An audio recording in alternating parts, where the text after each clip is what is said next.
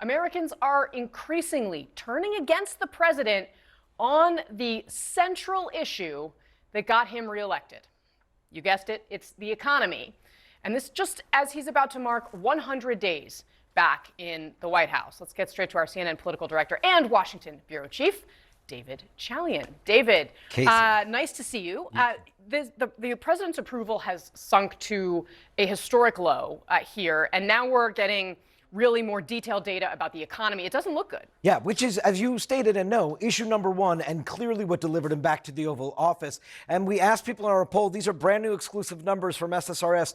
28% of Americans in this poll rate the current economic conditions in the country as good, 71% as poor. Take a look here when we asked, have Trump's policies affected U.S. economic conditions? How have they affected it? 59%, nearly 6 in 10 Americans say they've worsened conditions. Only 27% say they have improved conditions. How does that compare over time? Look here. Back in March, it was 51% who said his policies worsened conditions. That's up 8 points just since March. Clearly, the tariff announcement, the chaos around that is having a negative impression with voters.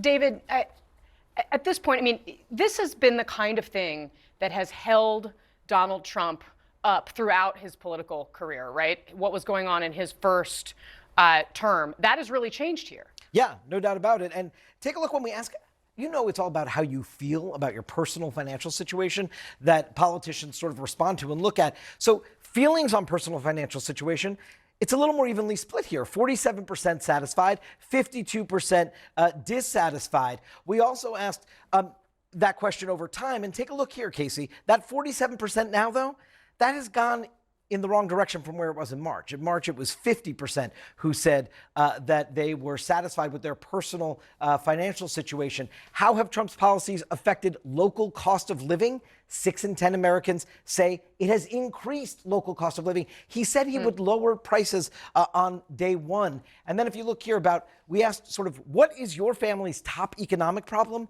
Inflation at 28%, food costs at 16%. This is the stuff that he promised on day one would change after he was elected. That's a troubling sign that that's still the top concern for people about their family's economic condition. Yeah, absolutely. So, I mean, one of the things that, of course, Joe Biden learned the hard way is that the economy can actually be okay, but how people feel about the economy is actually what matters at the end of the day. How are people feeling about the Trump economy?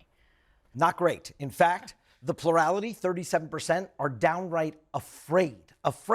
29% pessimistic. Add that up, that's 66%. 2/3 of Americans say they are either pessimistic or afraid. And then their predictive sensibility is a recession likely in the next year. 7 in 10 Americans in our poll say yes. That's really, that previous slide too, 4% of people say that they are enthusiastic about the economy. That's it. I mean, that's like basically zero. That's really remarkable. So we also, I think, looked at tariffs and exactly how people are feeling about that, because that, of course, seems to be the thing that, you know, that rollout did not go the way the White House would have liked. But it is also the big economic bet that Donald Trump is making from a policy perspective. And that is what's concerning here. 28% call the tariffs good policy. 55% call it bad policy. Does Trump have a clear strategy on tariffs, Casey? 58%, nearly 6 in 10, say no. He does not have a clear strategy. Only 42% says that he does have a clear strategy. How will Trump's tariff policies affect the U.S. economy? This, I think, is really interesting. 72% say in the short term it's going to hurt. 53% say that in the long term it's going to hurt. That shows a little bit the success of the Trump messaging, short-term pain for long-term gain. That is resonating for some people, but yet still a majority of Americans say that the tariffs will hurt, Casey. All right, David Chalian for us. Thank you very much for bringing us those brand new numbers here at the top of 4. We really appreciate it. And our panel joins us now, CNN political commentator, Republican strategist Kristen Soltis Anderson, the host of the Chuck Toddcast, Chuck Todd, CNN political commentator Ashley Allison, and CNN political commentator Scott Jennings. Welcome to all of you. Thank you so much for being here. Chuck Todd, this picture is not pretty for the president. I guess it makes sense that he's railing against all of the polls on his Truth Social platform. He's basically trying to discredit it. But I mean, this is some proof. We're getting this data about what we've seen in the last month. We don't have the big economic numbers yet, GDP, the jobs, et cetera. What do you make of all this? Well, it's remarkable because it's in his first 100 days, how quickly this is now going backwards for him on the economy. And I think part of the problem is he won swing voters because of the economy. So in some ways, this is how he's going to get graded by the public, particularly those, not the hard partisans. I think the hard partisans are going to grade him in different ways, but on the soft partisans, and that's what you're seeing, the real movement here. It's among independents and the soft partisans. And they're very economically sensitive. And I go back, look, this tariff, what he did with the tariff announcement is he took ownership of this economy arguably before he had to. I'm old enough to remember when Barack Obama was blaming George W. Bush for the economy for 2 years, and he kind of got away with it. George W. Bush was able to sort of say, hey, I inherited a recession from Bill Clinton type of thing.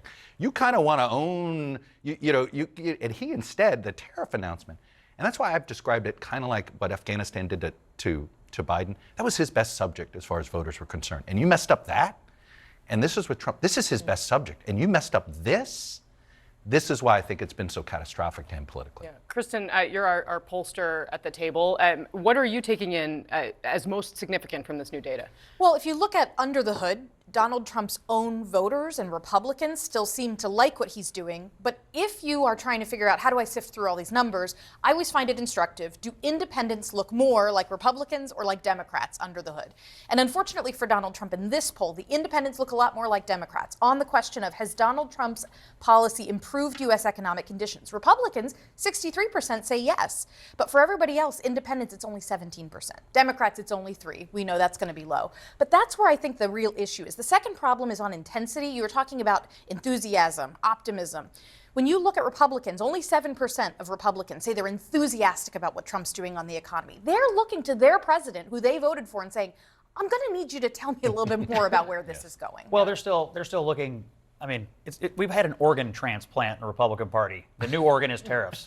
This has not been part of the body Republican.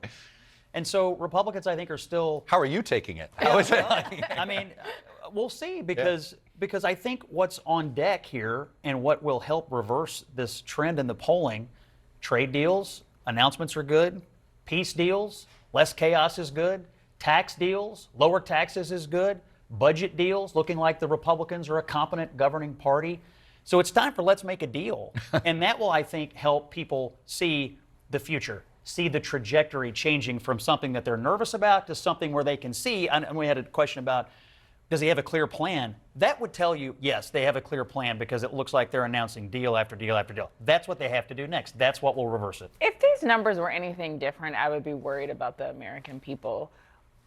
We have been on this stage multiple days. Oh my gosh, my 401k this day, the stock market. Of course, people are not going to like what Donald Trump is doing right now. To Chuck's point, yes, this was his blue chip issue, right? That he's supposed to be the economy guy, and people are scared to death. They can't afford things. Their 401ks are going down. They don't know what the plan is. Tell me a little bit more, but instead it's just, polls don't matter. I would be surprised if the numbers were any better. Now, first week I heard a lot, it's just his first week. Now we're on the eve of 100 days. If this administration does not change course, maybe not on the policy, I think the policy is bad, and many economists think it's bad too.